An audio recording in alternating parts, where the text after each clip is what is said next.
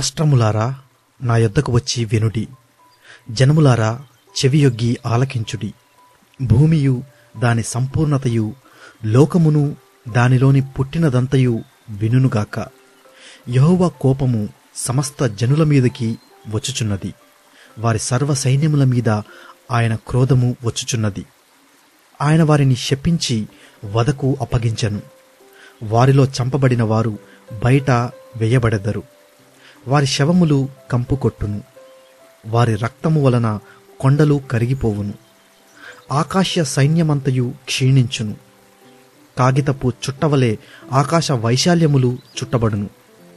ద్రాక్షవల్లి నుండి ఆకు వాడి రాలునట్లు, అంజూరపు చెట్టు నుండి వాడినది రాలునట్లు వాటి సైన్యమంతయు రాలిపోవును. నిజముగా ఆకాశమందు నా ఖడ్గము మత్తిల్లును. ఏదోము మీద తీర్పు తీర్చుటకు, నేను శపించిన జనము మీద తీర్పు తీర్చుటకు అది దిగును. యెహోవా ఖడ్గము రక్తమయమగును. అది క్రొవ్వుచేత కప్పబడును. గొర్రెపిల్లల యొక్కయు మేకల యొక్కయు రక్తము చేతను, పొట్టేళ్ల మూత్ర గ్రంథుల మీది క్రొవ్వు చేతను కప్పబడును. ఏలయనగా బోస్రాలో యెహోవా బలి జరిగించును. సోదోము దేశములో ఆయన మహా సంహారము చేయును. వాటితో కూడా గురుపోతులను, వృషభములను, కోడెలను దిగిపోవుచున్నవి. ఏదోమీయుల భూమి రక్తముతో నానుచున్నది. వారి మన్ను క్రొవ్వుతో బలిసియున్నది. అది యెహోవా ప్రతిదండన చేయు దినము, సీయోను వ్యాజ్యమును గూర్చిన ప్రతీకార సంవత్సరము. ఏదోము కాలువలు కీలగును. దాని మన్ను గంధకముగా మార్చబడును. దాని భూమి దహించు గంధకముగా ఉండును. అది రేయింబగళ్ళు ఆరకయుండును. దాని పొగ నిత్యము లేచును. అది తరతరములు పాడుగా నుండును. ఎన్నడును ఎవడును దానిలో బడి దాటడు. గూడబాతులను, ఏదు పందులను దాని ఆక్రమించుకొనును. గుడ్లగూబయు కాకియు దానిలో నివసించును.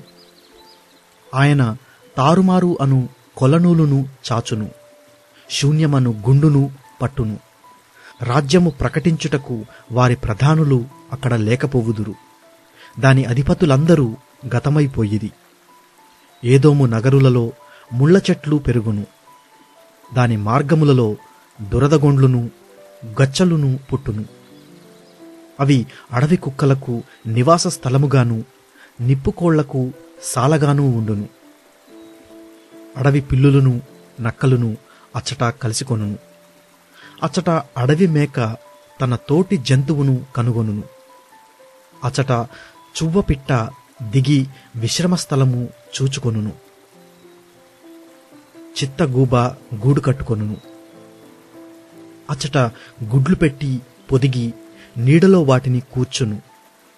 అచ్చటనే తెల్లగద్దలు తమ జాతి పక్షులతో కూడుకొనును. యెహోవా గ్రంథమును పరిశీలించి చదువుకొనుడి. ఆ జంతువులలో ఏదియూ లేకయుండదు. దేని జతపక్షి దాని యొద్ద ఉండక మానదు. నా నోట నుండి వచ్చిన ఆజ్ఞ ఇదే. ఆయన నోటి ఊపిరి వాటిని పోగు చెయ్యును.